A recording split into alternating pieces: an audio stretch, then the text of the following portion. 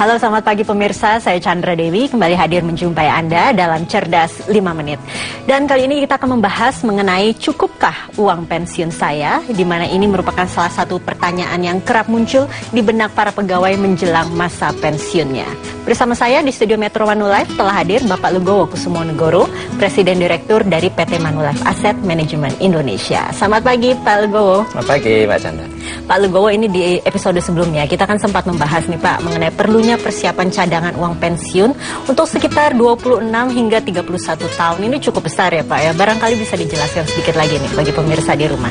Betul Mbak, dan ini agak jauh dibanding survei yang kita lakukan. Berapa sih yang masyarakat kita siapkan untuk pensiun? Umumnya menjawab rata-rata itu 16 tahun mereka mempersiapkan. Sedangkan pensiunan itu butuh mempersiapkan cadangan dana 26 sampai 31 tahun. Dan ini menunjukkan betapa tidak adilnya hidup ini, di mana kalau kita lihat dari kita lahir 25 tahun pertama itu kita masih hidup dari orang tua kita. Kemudian 30 tahun berikutnya itu kita bekerja, berkarya, kita punya income, punya penghasilan. Sedangkan 30 tahun berikutnya itu kita pensiunan dan tidak punya income. Jadi kita hanya punya waktu sepertiga dari hidup kita untuk mempersiapkan dana yang cukup untuk masa tua kita sampai tutup usianya. Nah, kalau gitu sebagai pensiunan dari mana saja kita bisa mengandalkan penghasilan untuk kita nanti dong Pak? Betul, jadi secara umum itu ada 5 sumber penghasilan kalau kita sudah pensiun. Yang pertama adalah jaminan sosial, kalau sekarang BPJS gitu ya. Yang kedua adalah program pensiun, sebagian besar kita ikut, sebagian karyawan lah ikut program pensiun. Yang ketiga adalah dukungan keluarga. Yang keempat adalah tabungan sendiri atau kekayaan pribadi. Dan yang kelima adalah mau tidak mau lagi kerja lagi gitu, atau mendapatkan gaji. Jadi, nah, dari jaminan sosial dan program pensiun, ini kiranya yang paling besar sumbangannya yang mana ini Pak? Dari 5 ini memang beda-beda sumbangannya. Namun yang perlu kita ingat kalau kita membahas cuma 2 ya, jaminan sosial dan pensiun, sebagian besar tenaga kerja kita atau masyarakat kita tuh punya persepsi bahwa kalau saya udah ikut program pensiun, itu pasti masa pensiun saya terjamin. Pertanyaannya, apakah kita sebetulnya tahu berapa yang kita akan dapatkan dari jaminan sosial maupun program pensiun? Kalau kita hitung, kalau kita bahas coba yang jaminan sosial, setiap bulan kita sebagai karyawan dipotong 2% kira-kira.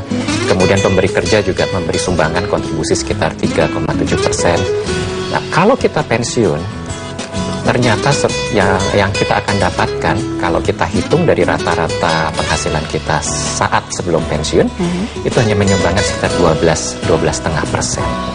Hanya 12,5%? Hanya 12,5% dari rata-rata penghasilan kita. Nah, kalau program pensiun, di mana sebetulnya program pensiun ada 2 macam. Ada yang manfaat pasti, ada yang iuran pasti. Kalau iuran pasti, semakin banyak kita iuran, semakin banyak yang kita dapatkan waktu pensiun. Tapi kalau manfaat pasti, itu targetnya itu hanya akan menyumbangkan sekitar 25-30% dari pendapatan kita atau penghasilan kita sebelum pensiun.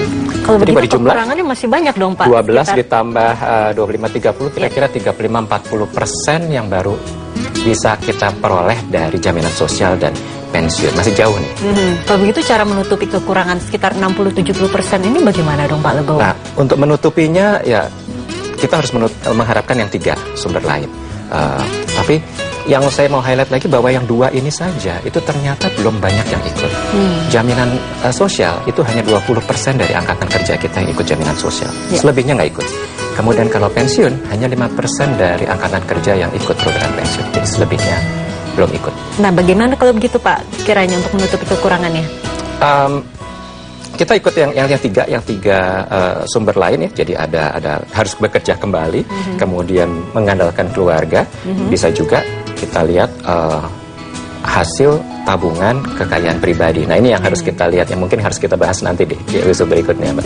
Oke, kalau begitu Pak Lugowo, jadi paling tidak memang bisa saya highlight bahwa kita memang harus menyiapkan masa pensiun kita dari sekarang ya. Kita harus lebih serius untuk saat ini. Jangan andalkan yang kita anggap kira-kira sudah cukup ini 2. Oke, baik Pak Lugowo, terima kasih banyak atas waktu dan informasinya ya Pak ya. Sama-sama. Dan pemirsa, demikianlah Cerdas 5 Menit, Cerdas Finansial untuk episode kali ini. Saya Chandra Dewi, terima kasih dan sampai jumpa.